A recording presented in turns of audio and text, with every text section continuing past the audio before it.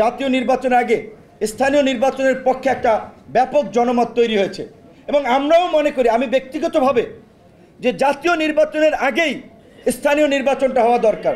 কারণ এখন এই প্রশাসন রাতে ব্যালট বাক্স ভরে না দিনের বেলায় বিরোধী দল ধরেন ভিন্ন মতের লোকজনকে কেন্দ্র ছাড়া করে নির্দিষ্ট দলের লোকের পক্ষে সিল মারে, সেটা তো আমরা বুঝতেছি না। স্থানীয় নির্বাচন হলে অন্তত এটা একটা বোঝা যেত। সেই কারণে আমরা বলেছিলাম যে স্থানীয় নির্বাচনের সকল পর্যায়ের নির্বাচন না হলে অন্তত সিটি কর্পোরেশন, পৌরসভা বা উপজেলার অন্তত নির্বাচনগুলো হতে পারত।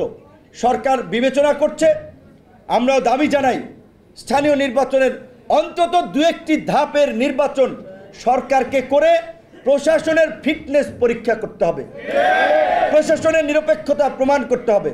কাজেই সেই ক্ষেত্রে যদি স্থানীয় নির্বাচন হয়, আমরা ইউনিয়ন পরিষদ, উপজেলা, পৌরসভায় তো আমাদের দলের প্রতিনিধিত্ব থাকবে।